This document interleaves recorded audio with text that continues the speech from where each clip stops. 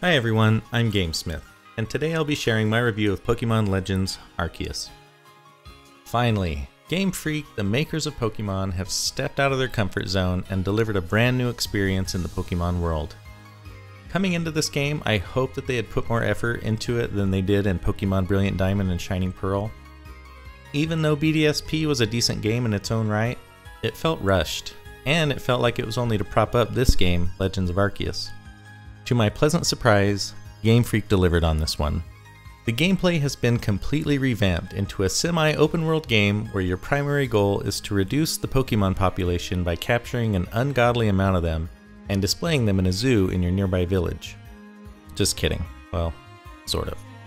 It's also the first time I've seen Game Freak address the fact that Pokemon are actually frightening creatures with terrifying abilities.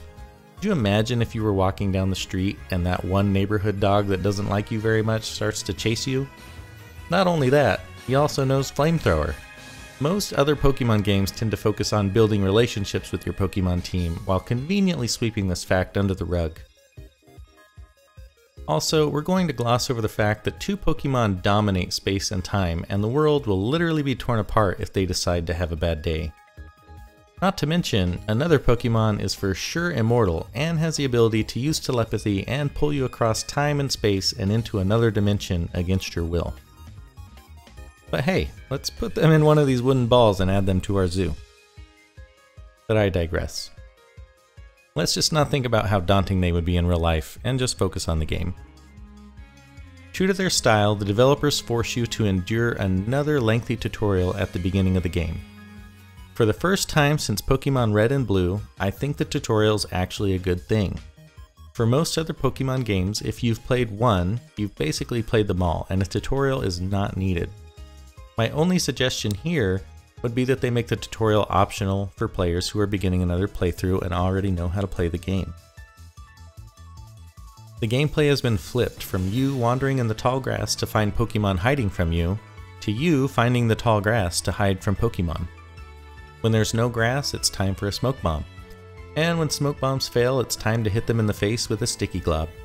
And if all that fails, then you can finally toss one of your own Pokemon out to do battle where you can perform the tried and true method of lowering their health and then trying to catch them.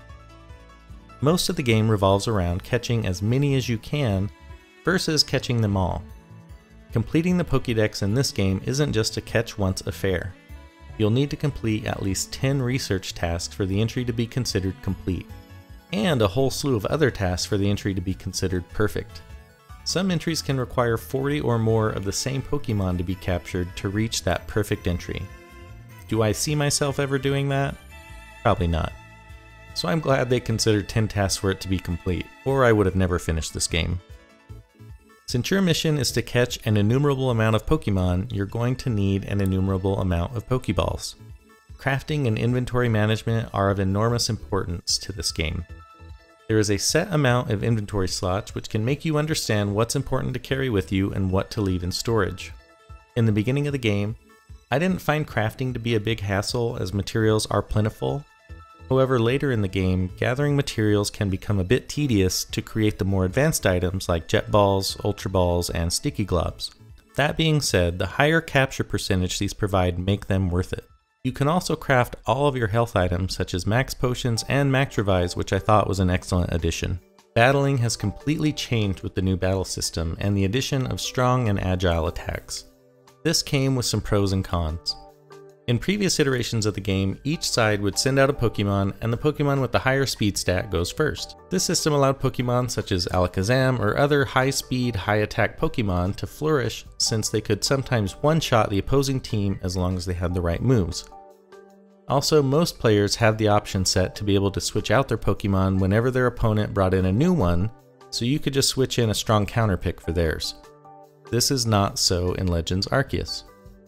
The new system can allow you or your opponent to attack multiple times in a row, or let you strengthen an attack to end things early. There's no switching out when an opponent brings in a new Pokemon, which raises the difficulty for a battle, which would have been a welcome addition except for the fact that Pokemon seem to hit a lot harder in this game.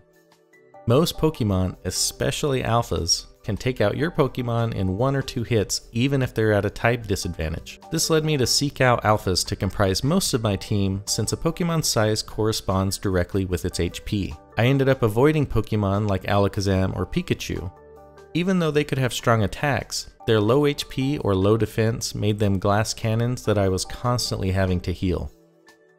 Beefier Pokemon that can take a hit seemed to be the way to go. One aspect of battling I didn't care for was when I'd face multiple Pokemon. They can fight you as a 2v1, 3v1, or a 4v1, and they can completely annihilate you. For wild encounters, it's not such a big deal since you can just run away, but for fights against wardens or other trainers, it was annoying that they could throw out 3 Pokemon at a time and I couldn't. There have been 2v2 battles in previous iterations of the game. Why can't I bring out a second Pokemon to match? Thus, even though this is a new battle system and it's different, I'm not sure that it's better or worse than it was before. The higher damage means faster battles, which serves the faster pace of the game, but at the same time, I don't want to be returning to camp to rest after every battle just so I don't have to use my items. The way that players interact with their Pokemon has changed as well. Players can now tell their Pokemon when to evolve once they hit all of the requirements. You don't have to keep hitting the B button each time they level up to stop an evolution. Also, I love that they made it so that each Pokemon has a move pool that you can select moves from. There's no NPC that will help your Pokemon remember forgotten moves. Once you learn it, it's yours. Now we just need to make it so you can have more than 4 moves at a time. I'll continue writing strongly worded letters to Game Freak, and they'll continue ignoring them, but such is life. One of my favorite things about the game is the Pokemon you can summon to hitch a ride. Also, the progression of riding to surfing to climbing to flying seems natural, which is an added bonus. It makes sense that flying would be the last one since it allows you to reach nearly every area of the map without being encumbered by anything else, which is great when you've already explored most of the area and just need to get to your objective. The seamless switching between them is probably my favorite part. You're running along and you hit some water and then boom, you're surfing. You don't have to wait for the Pokemon to flash across the screen like you've already done 400 times before. Well done, Game Freak. When the game first came out, I heard many players complain about the quote, open world. It's not a real open world like Breath of the Wild. In my opinion, it didn't matter very much to me that going from one area to the next wasn't a seamless transition. I do think that Game Freak shot itself in the foot because they implied to everybody before its release that it was going to be like Breath of the Wild, so they are partly responsible for people's expectations. However, I didn't find it annoying that each area was on its own. What I did find annoying was that I have to travel back to the village first before being able to go to a different area. Just let me fast travel at will. The areas themselves don't feel all that impressive. It's sort of like a vegan diet. It's not that bad. It can feel a bit empty at times, but not enough for it to be a significant complaint of mine. That being said, I thought the space-time distortions were a nice addition. During these events, random, rare, and sometimes shiny Pokemon will appear, and it was nice to have a little lottery to see what would pop up. That brings me to the amount of shiny Pokemon. It seems like shiny Pokemon are so much more prolific now. Shinies used to be so rare that I didn't even know they existed until Pokemon Go came out on my cell phone. Then, all of a sudden there are shinies everywhere, so much so that people are completing a shiny dex. Does the fact that they are so abundant now mean that they are less valuable? Maybe not. It's just something I've been wondering about. I'll admit that I get excited every time I hear that little jingle when a shiny pops up. One thing I complained about in my review of BDSP was the difficulty. The game goes above and beyond to hold your hand during parts of the game.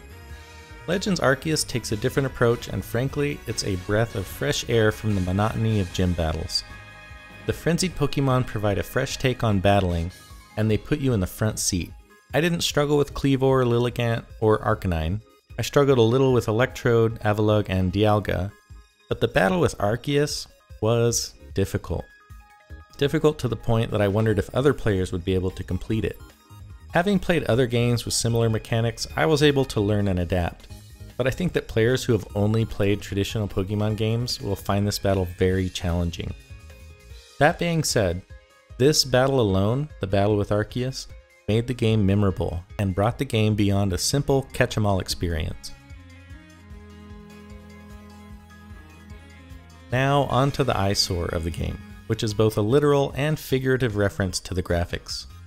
I know that nobody showed up to the Pokemon party expecting to see Pikachu's armpit hair, but I feel like they could have done so much better here.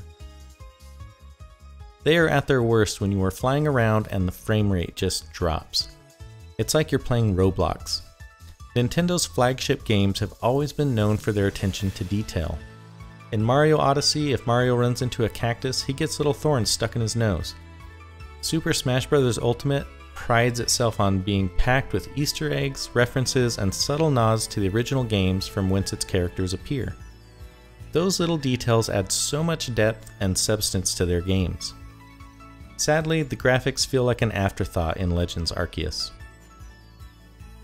According to the world's most valuable IP ranking data compiled by Wikipedia, there are a total of 156 IPs that generate revenues of more than $2 billion in the world. And Pokemon ranks first in the world with a total of about $100 billion in revenue. Surely they could hire a few more programmers to combat this graphics issue. Otherwise, it feels like we're playing a shameless cash grab. Aside from the graphics, I found the game to be very enjoyable, and a breath of fresh air that the franchise desperately needed. It has brought a lot of new features that I hope they carry forward to future generations. What I feel like it lacks is the polish it needs to become a truly great game. Strong gameplay, but needs refining. For this reason, I'm giving it an 8.3 out of 10. Well everyone, I think that's going to be it for now. If you got any value out of the video, please consider liking it and subscribing to the channel. Thank you for watching, and we'll see you on the next one.